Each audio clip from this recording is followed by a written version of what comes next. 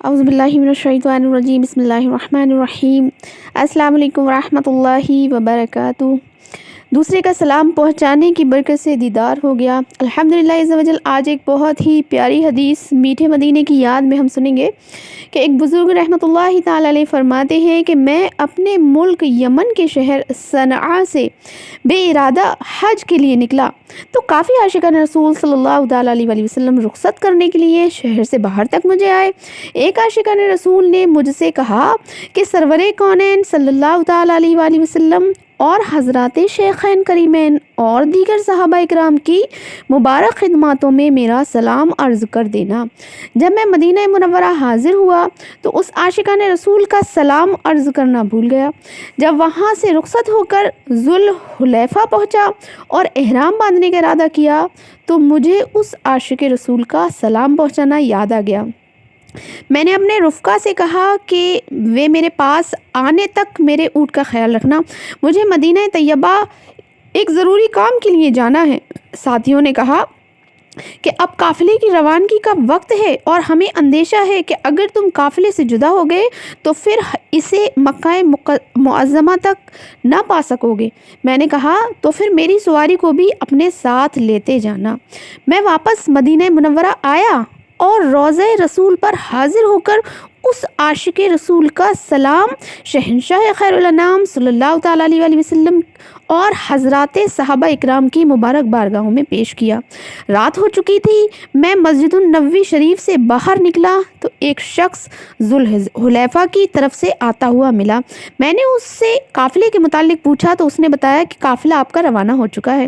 میں مسجد النبوی شریف میں لوٹ آیا اور خیال کیا کہ کسی دوسرے قافلے کے ساتھ چلا جاؤں گا، اور یہ سوچتے سوچتے میں سو گیا۔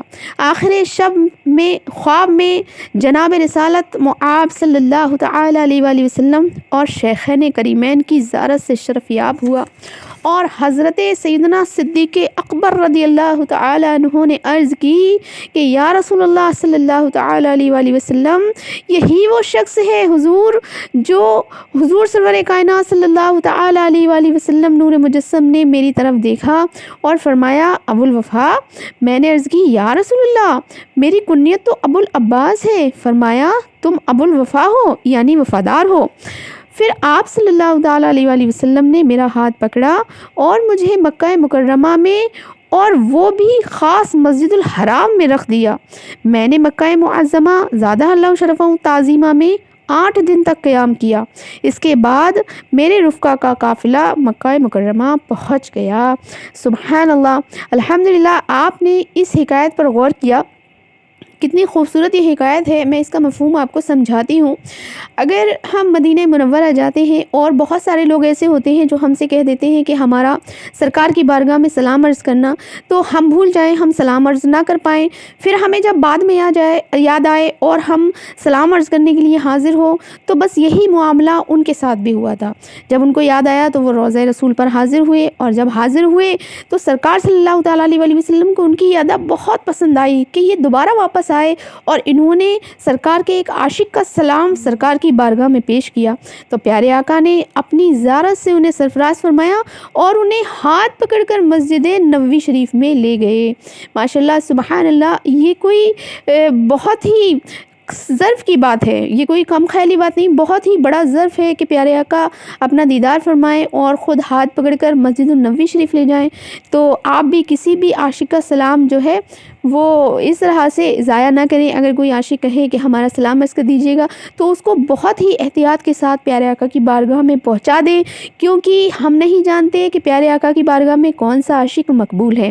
تو آپ بھی دعا کیجیے، میں بھی دعا کروں کہ اللہ تبارک تعالی ہمارا عشق رسول اپنی بارگاہ میں قبول فرمائے اور ہمیں عشق رسول کی وہ دولت عطا کرے کہ ہم جب مریں، ہماری جب آخری سانسیں ہوں تو ہم سرکار کے قدموں میں ہوں، ہمیں سرکار کی زیارت ہو اور مدینہ منورہ ہمارے سامنے ہو، سبز گنبد جلوے لٹا رہا ہو، اور پھر ہم مسجد النبوی شریف میں حیات ہوں اور وہیں ہمیں موت آئے۔ اللہ تبارک تعالی ہمارے علم دین میں خوب سے خوب برکت عطا فرمائے۔